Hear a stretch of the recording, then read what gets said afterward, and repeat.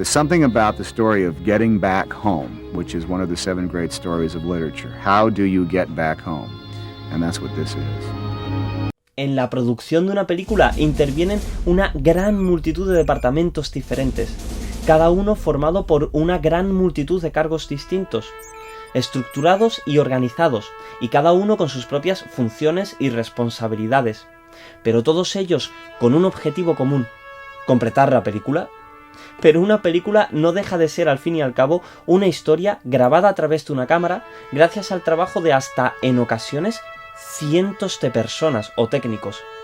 Es por ello que en el mundo del cine vemos una de las mayores fusiones de creatividad y técnica que podamos imaginar. Y hoy vamos a analizar, a través de la película Apolo 13 de Ron Howard, cómo en el mundo del cine la técnica se pone al servicio de la historia.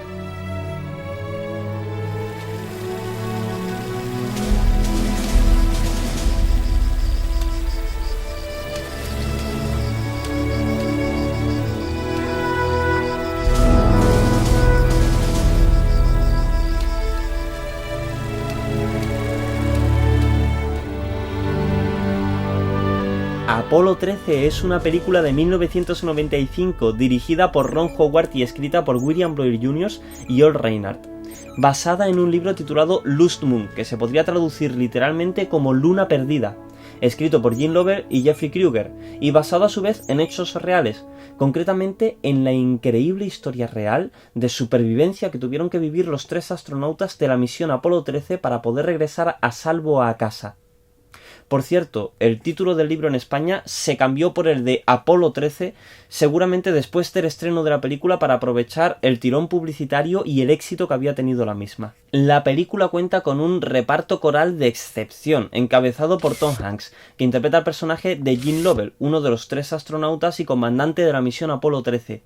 Y que además acabo de mencionar que fue uno de los 2 escritores de la novela en que se basa el guión, porque la novela es en parte autobiográfica. Digo en parte porque ya he dicho que eran 2 autores y en este caso uno de ellos, Gene Lovell, el propio comandante de la misión Apolo 13 real, que vivió en sus propias carnes la aventura que se cuenta durante la película y durante la novela. Tom Hanks estaba interesado en el proyecto incluso desde mucho antes de que este se realizara. Es más, él cuenta cómo estuvo bastante tiempo detrás de diferentes guionistas instándoles a que investigaran la historia del Apolo 13 y la posibilidad de convertirlo en el guión de una película. I had actually said to people, other writers, I said, look into Apollo. Years ago, I said we should do something on the flight of Apollo 13. I finally got a call from my representative, and he says, you won't believe what I just read, and it was Apollo 13. I said, well, send it to me right away, and I read it, and I think within 4 days I was talking to Ron about doing it. Y Gene Lovell, en el propio making of de la película, describe a Tom Hanks como un astronauta de tapadillo, básicamente por el enorme interés que tenía tanto en la historia espacial como en el trabajo de los astronautas y de la NASA, como especialmente en la historia del Apolo 13. Es más, el propio Tom Hanks cuenta en el mismo making of de la película cómo pudo haber cumplido uno de los grandes sueños de su vida el día que pudo colocarse el traje espacial y grabar, por ejemplo, la escena de acceso a través de la pasarela al cohete antes de realizar el lanzamiento de la misión Apolo 13. Pero como decía, la película cuenta con un reparto coral de excepción, porque son grandísimos actores, y no me refiero solamente a superestrellas de Hollywood, sino realmente a grandes actores que realizan interpretaciones realmente magistrales de sus personajes. Entre ellos se incluye a Bill Paxton interpretando a Fred Hayes, a Kevin Bacon interpretando a Jack Swigert, a Gary Sinise interpretando a Ken Mattingly, a Ed Harris interpretando de manera sublime a Jane Kranz, o a Catherine Quinlan interpretando a Marilyn Lovell, la esposa del protagonista de Tom Hanks, junto a muchísimos otros actores y actrices que terminan de conformar el reparto. Además, es sabido por muchos la afición que tiene Ron Howard a que su familia haga cameos dentro de sus películas, y esta no solo no iba a ser menos, sino que de hecho podemos ver a prácticamente toda la familia Howard desfilar ante la cámara. Podemos ver a su hija adolescente en aquella época, Bryce Dallas Howard, que por cierto hoy en día podemos reconocerla especialmente por haber interpretado al personaje de Claire, una de las protagonistas de la nueva saga de Jurassic World, y que en esta película hacía un pequeño cameo interpretando cuando la familia se está despidiendo de Fred Hayes la noche antes de realizar el lanzamiento. También podemos ver a la madre de Ron Howard interpretando el personaje de la madre de Jim Lovell, del protagonista de la película, o el personaje interpretado por Tom Hanks. También podemos ver al hermano de Ron Howard interpretando a uno de los técnicos principales de la sala de control de Houston. Además, no se trata de un simple cameo, sino que tiene relativo peso dentro de la historia principal. Y podemos encontrar al padre de Ron Howard interpretando al sacerdote, un pequeño cameo al final de la película, cuando está intentando consolar a la familia Lovell durante el tenso momento de la reentrada, cuando no saben si los astronautas van a lograr sobrevivir y volver a la Tierra. Y antes de entrar con la técnica, el tema del que va a tratar el vídeo, permitidme que destaque un detalle en relación al vídeo de la semana pasada, que si no has visto ya te recomiendo ver, y en el que hablaba sobre los diferentes cargos que forman un rodaje. Y es que en este vídeo mencionaba cómo una de las principales funciones del director de una película durante el rodaje de la misma es tomar decisiones para intentar transmitir al espectador lo que él pretende transmitir con dicha historia. Y es que esto lo vemos perfectamente reflejado en esta película a través del trabajo de Ron Howard. A él no le interesaba realmente hacer una película sobre la exploración espacial, ni siquiera sobre el trabajo de la NASA en general, aun a pesar de que la NASA es uno de los elementos principales de la historia, obviamente. Si me instas, ni tan siquiera le interesaba hacer una película sobre las misiones Apolo, aun a pesar de que, una vez más, hay elementos de las misiones Apolo que se repetían de una a otra y que por lo tanto vemos también en esta película. Pero lo que realmente le interesaba a él era la historia concreta del Apolo 13 y la extraordinaria aventura, que casi se convirtió en una tragedia, que tuvieron que pasar los tres astronautas, Fred Hayes, Jack Swigert y el comandante de la misión, Jim Lovell, para conseguir regresar a salvo a casa. Esa es la historia que a él le interesaba, los detalles que hicieron que esta misión del Apolo 13 se volviera totalmente única en la historia. Y esto lo vemos reflejado en la propia película. Si os fijáis, la historia arranca con una breve mención al accidente ocurrido durante la prueba de lanzamiento del Apolo 1, donde murieron los tres astronautas, de los cuales, por cierto, uno de ellos era amigo cercano de Jim Lovell en la vida real, del protagonista de nuestra historia. Tras años de ir a la zaga de los rusos en el programa espacial tripulado, y tras un repentino y terrible incendio en la plataforma de lanzamiento durante una prueba rutinaria, en el que murieron los astronautas Gus Grissom, Ed White y Roger Chaffee. Y acto seguido pasa una escena donde los protagonistas están viviendo la noche del alunizaje del Apolo 11, la increíble misión formada por los astronautas Collins, Aldrin y el comandante de la misión Neil Armstrong, y gracias a la cual el ser humano puso por primera vez el pie en la Luna. Pero aun a pesar de esto, en esta escena, el protagonismo se lo llevan los protagonistas de la película, los astronautas de la misión Apolo 13, Fred Hayes, Ken Mattingly, que después sería sustituido por Jack Swigert a mitad de la película, y el comandante de la misión, Jim Lovell. Y de hecho, aun a pesar de que es en la noche del alunizaje del Apolo 11, se aprovecha la escena para mostrarnos todos los detalles posibles y que consideran relevantes del personaje de Tom Hanks, del protagonista de la historia. Esto es básicamente porque, como decía, a Ron Howard lo que le interesa es la misión del Apolo 13, y a partir de esta escena y en adelante y durante el resto de la película, toda la historia se va a centrar única y exclusivamente en el Apolo 13. Y todos los demás detalles que se puedan decir que obviamente también hagan referencia a la NASA o al resto de misiones Apolo van a ser únicamente en el contexto de la referencia que hagan de la propia misión del Apolo 13. Y esto no resta realismo o verosimilitud a la historia, sino todo lo contrario. Le permite explayarse en multitud de detalles que hicieron realmente única y extraordinaria a la misión que realizó el Apolo 13. De hecho, la película es realista hasta el punto de que si por Ron Howard y Tom Hanks hubiera sido, se habrían ido a rodar la película directamente al espacio. Pero como el espacio les pillaba un poco lejos, decidieron acercarse a él lo máximo posible. Y cuando digo que intentaron acercarse lo máximo posible, estoy siendo literal, ya que gran parte de la película se rodó en el KC-135, que es básicamente un avión de gravedad reducida. Ron called me up and said, "We're going up on this zero-G airplane, and for research, you don't have to go. You don't have to go. Absolutely no pressure. If you don't want to go, you don't have to go. Tom's gonna go. Gary's gonna go. Bill's gonna go. I'm gonna go. everybody was going to go. So of course I'm not going to look like an idiot. There is a certain element of my personality that is slightly male. Ron wanted us to experience a weightless situation because obviously we were going to have to mime a lot of this in the movie. It flies in a parabola. It goes at 45-degree angle up, and then it pitches over at 25,000 feet. As it goes over and pitches down, you are essentially in free fall inside the cabin. There's a couple of moments where suddenly everything does kind of lurch up, but then it stabilizes, then it lurches up again, and then you drop back down as the plane itself comes out the bottom half of the parabola.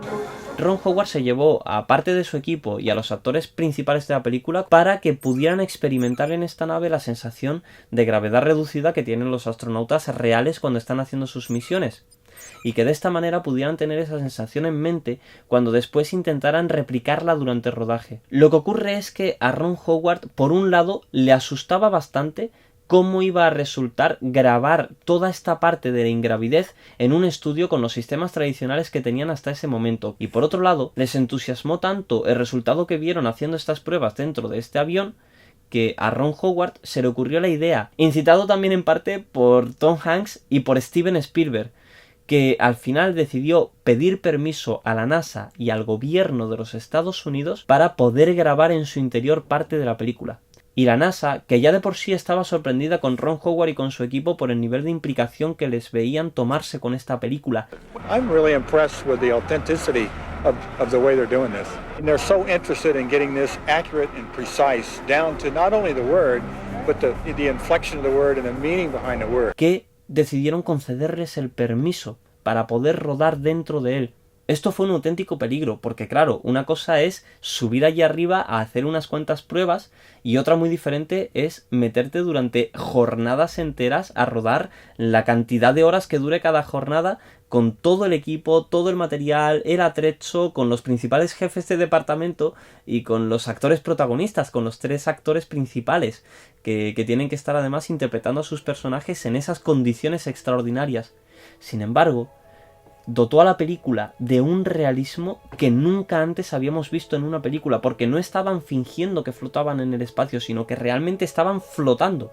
Esta técnica se utilizó fundamentalmente para los planos abiertos dentro de la nave y los planos secuencia, donde estamos viendo a los actores de cuerpo entero flotar dentro de la nave. Después se fueron a un plató a grabar los planos cerrados o los planos en los que los actores estaban sentados trabajando con los ordenadores, y ahí sí utilizaron trucos tradicionales, pero claro, como eran planos cerrados, eran sobre todo y fundamentalmente primeros planos de los actores, no fue difícil, pero como digo, todos los planos abiertos de cuerpo entero en los que se ve a los actores flotando dentro de la nave están realizados en este avión de gravedad reducida, el KC-135, que como decía antes, dotó a la historia de un realismo impresionante nunca visto hasta ese momento en el cine y que pocas veces se ha vuelto a repetir después.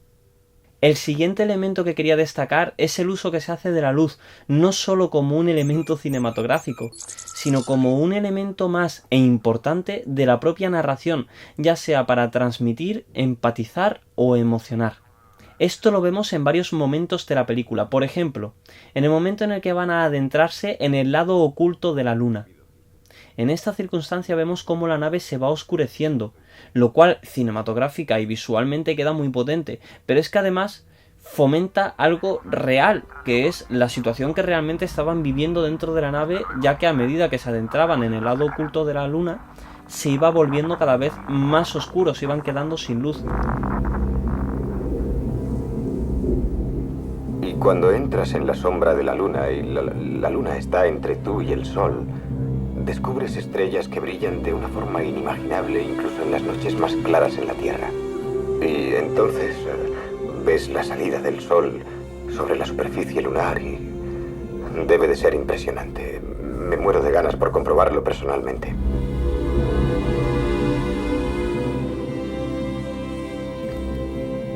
Ahí está Fra Mauro.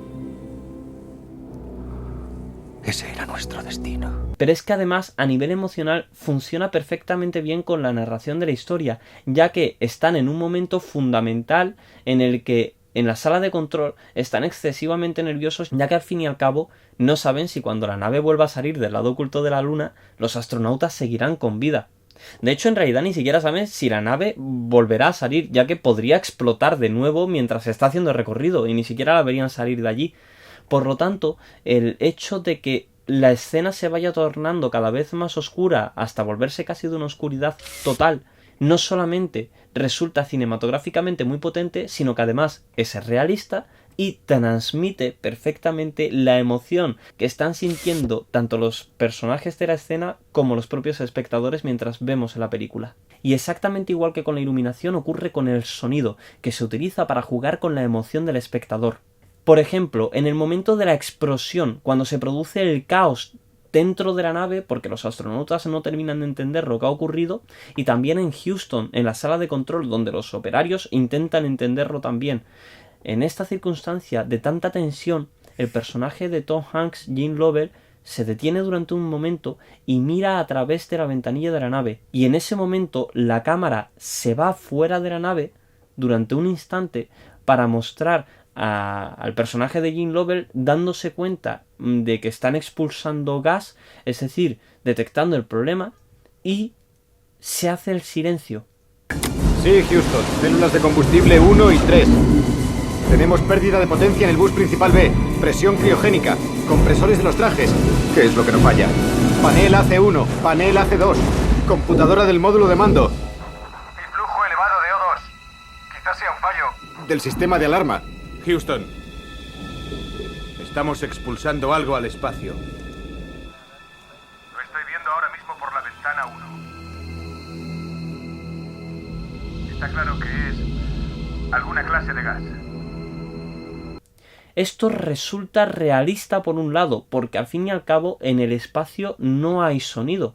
Aunque esto es algo que realmente después no van a respetar en otros momentos de la película, pero en este momento sí deciden respetarlo de manera muy correcta, porque no solamente es realista, sino que además lo principal es que nos permite, o nos transmite más bien, la idea de lo que está ocurriendo dentro de la cabeza del comandante Gene Lovell, que gracias a su entrenamiento está siendo capaz de mantener la calma durante un instante, aun a pesar del momento de tanta tensión que están viviendo en todos los sentidos, para poder detectar el problema que están sufriendo. Y como digo, esto se genera a través del sonido, en un momento realmente maravilloso, porque al fin y al cabo la tensión no ha desaparecido. Sin embargo, como digo, todo se detiene durante un instante, el instante preciso para que podamos entender cómo el personaje de Gene Lovell ha conseguido detectar el problema para poder empezar a poner resolución. Esto lo vemos también a través del montaje, y es que la película tiene momentos que por montaje son realmente maravillosos,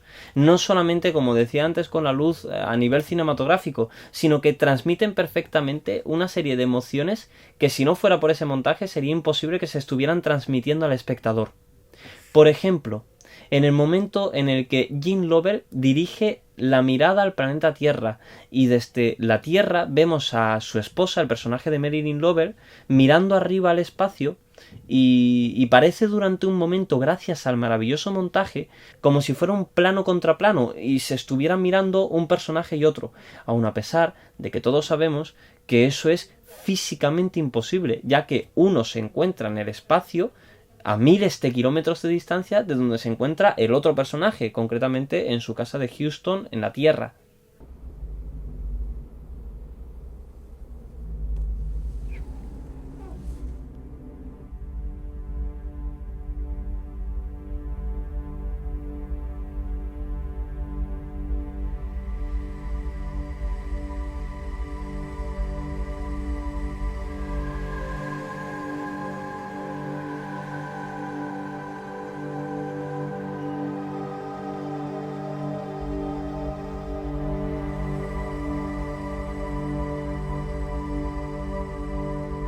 Vamos a inyectar el LEM. Pero sin embargo es maravilloso porque, como decía, nos transmite a los espectadores perfectamente una sensación de lo que quizás están pensando los personajes, igual que si estuvieran uno junto al otro y se estuviera grabando un maravilloso plano contra plano, además excesivamente sencillo porque el plano contra plano en sí no tiene mayor misterio, pero sin embargo funciona perfectamente bien, y precisamente por eso es uno de los principales recursos de la historia del cine para cualquier película. Aun a pesar de que, como digo, es físicamente imposible que esto esté ocurriendo realmente.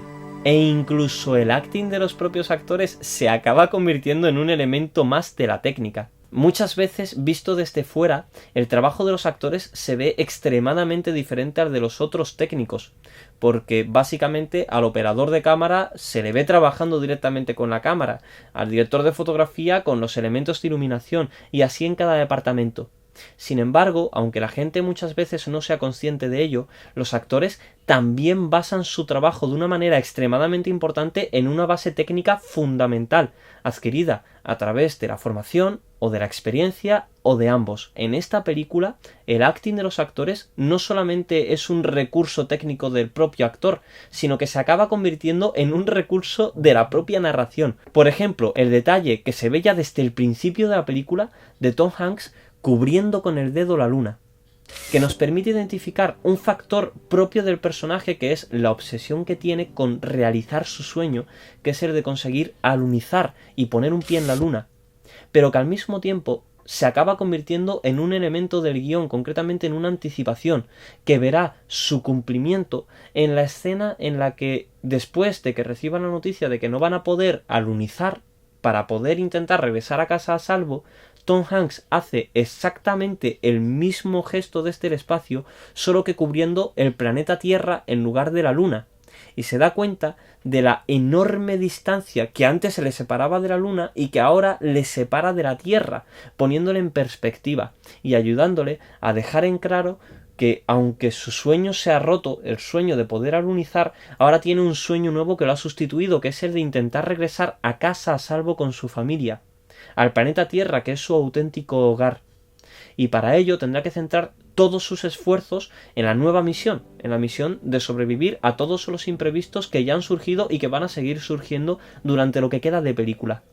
De esta manera, el propio acting del actor se convierte en un elemento narrativo del guión, pero que además transmite una emoción muy potente al espectador. Estáis a una distancia de la Luna de 103 kilómetros. Preparaos para recibir los datos de la ignición a PC+2. Os lo juro, he deseado hacer bajar a esta pequeña y excavar un poco. Qué cerca hemos estado.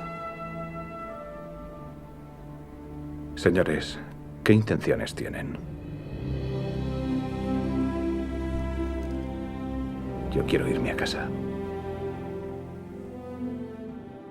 Y podría mencionaros muchísimos más elementos, porque la película está llena de elementos que, como os decía al inicio del vídeo, consiguen que la técnica se ponga al servicio de la historia, pero que además la doten de un realismo sensacional. Es más, uno de los miembros de la NASA, el astronauta Buzz Aldrin, cuando vio la película terminada, le preguntó a Ron Howard de dónde había logrado sacar el material para la parte del lanzamiento del inicio de la misión del Apolo 13.